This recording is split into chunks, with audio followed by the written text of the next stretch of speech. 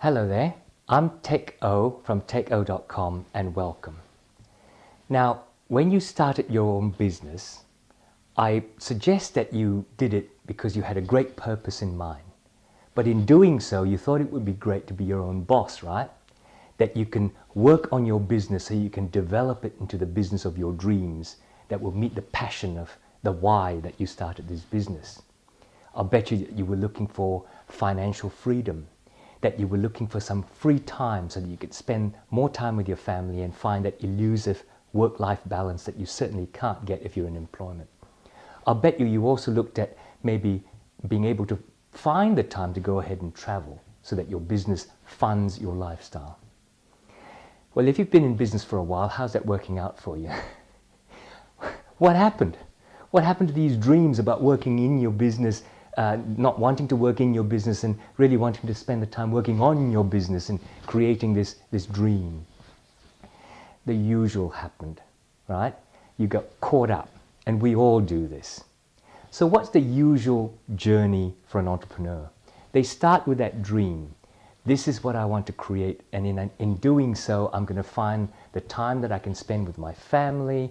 I'm going to have the financial freedom to create freedom of choice in what I do. Now look, I might not want to be a billionaire or even a millionaire, but I want that lifestyle where I can say, I choose to do that or I choose not to do that. And then what happens is you start that business and you get busy and you're doing everything, but that's fine, because when you're doing everything, you're in control, you know what you're doing, what the services or the products that you're providing to your customer is of a consistent quality because you're doing it and you're overseeing yourself and the delivery of it and so on. And whatever you need to do inside the business, you're doing to the right quality that you want. The books are being kept and you know exactly what your finances are like. But then you get too busy because you're good and your business expands. So you start to hire people. And you think, oh my God, this is where it starts going wrong, because instead of hiring this person who's going to help me save time by doing my books so that I can go ahead and sell, instead I have to look over their shoulder and tell them that they shouldn't be putting it into that account, they should be putting it in that account, and why am I paying this twice? Didn't you realize that you've already paid that last week? And you start to micromanage that person. And then this expands. You have a salesperson, they go out and you say, oh no, you've upset Mr. Jones or Mrs. Smith because you said the wrong things. This is what you should be saying. Look, let me do it. Let me talk to Mr. Jones or Mrs. Smith. You know the story, right? How do we avoid that though? Well, I have a process for you. It's about how you create your self-running business so that you can go away, so that you can actually find your financial freedom, so you can actually find your work-life balance, so that you can find that time to travel if you wish. You need to base your work on creating a culture that's wrapped around a very clear vision, and everything that you do supports it. Every single thing. This clear vision provides the clarity for yourself, for anybody who joins your business, for anybody who's connected with your business, to understand what they have to do and to understand their own roles and responsibilities within it, so that they can be independently making up their own decisions along the same way to get you to your vision. I've got 6 steps for you. Step number 1 is to draft your vision, mission, and values. Now, these are statements by which you say, this is what the business is going to look like, this is what the business actually does, and this is the way we're going to do it by incorporating these values in our delivery. But you don't just craft them to stick them on the wall. You really need to write those statements and then ask yourself, what does it actually mean day to day? If I have this vision, how do I have to behave day to day? How do my people have to behave day to day? If that's my mission, then those are the people I serve and this is how I do it. Why have I decided to do that?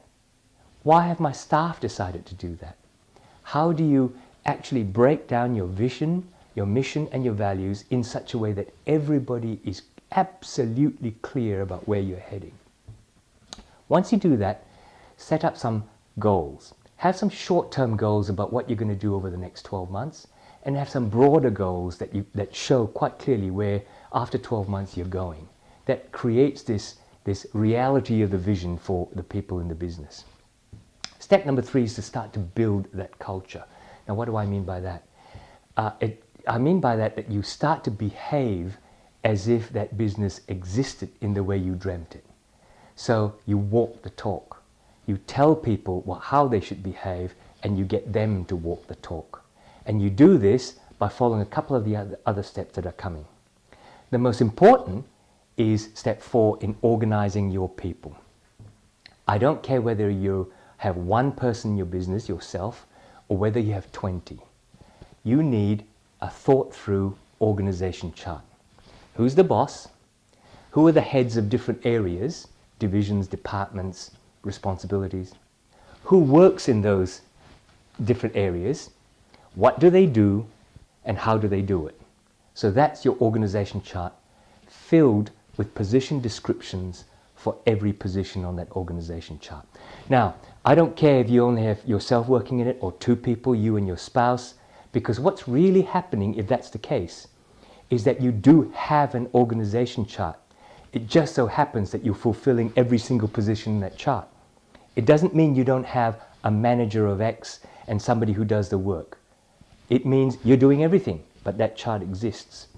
So write it down so that there is clarity in how your business is organized, and through the position descriptions, all that people in those positions know on how they should behave to fulfill their roles and their responsibilities. Then turn your mind towards recruitment. If those are the people sitting in those areas, as you, the one person in your business, start to hire, say, the bookkeeper, then you already know what their roles and responsibilities are. So when you recruit, you can look for a person with the skills and experience to fulfill exactly that role and their attitude towards your vision and the goals that you're after. That way you can be highly focused in who you recruit. Step number 5, create your systems, your policies, and your procedures. This is how you maintain consistency. When you started your business and you were doing everything, you had a singular way of how you opened in the morning. I'll bet you did. You did certain things, you opened the gate, and then you hung the open sign, and then you switched on the lights. There was a series of steps that you did every single day. Well, that's a procedure. If you're going to hire somebody to come in and do that for you, they need to follow exactly that procedure to provide the consistent result that you got when you were doing it. Let's take the example of the bookkeeping. You had a procedure. You might have been doing it at 9 o'clock at night, but you had a procedure. You gathered your bank statements, and then you switched on your computer, and then you entered deposits, and then you entered payments, and then you sent out invoices. Whatever that procedure was, you had a set way of doing it, and you knew that if you did it in that way, you got your bills sent out in time, and you paid your suppliers in time. You knew that every Friday you could obtain a bank balance that was accurate. Those were consistent results. So if that's what you're after, why don't you write that set of procedures exactly the way you did it? And when you hire someone to do that, you show them the set of procedures and say, that's the way it's got to be done to produce this consistent result. That's your systems, your policies, and your procedures. And then finally, when you've got people sitting in the business that's doing the right thing, clear about their roles and responsibilities, clear about where you're all heading and what you should behave like and treat your customers like at the end of the day, then you can together create strategies and plan for how you get there together. If you want to find out more information, I've got an ebook, a free ebook that you can download. The link is below. It's called How to Create Your Self-Running Business.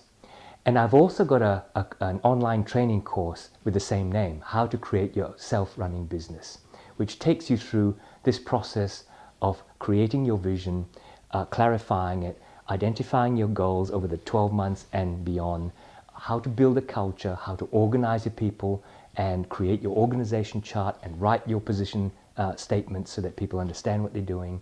It takes you through how to build your systems and policies and procedures, and it takes you through that way that you can strategize and plan as one unit.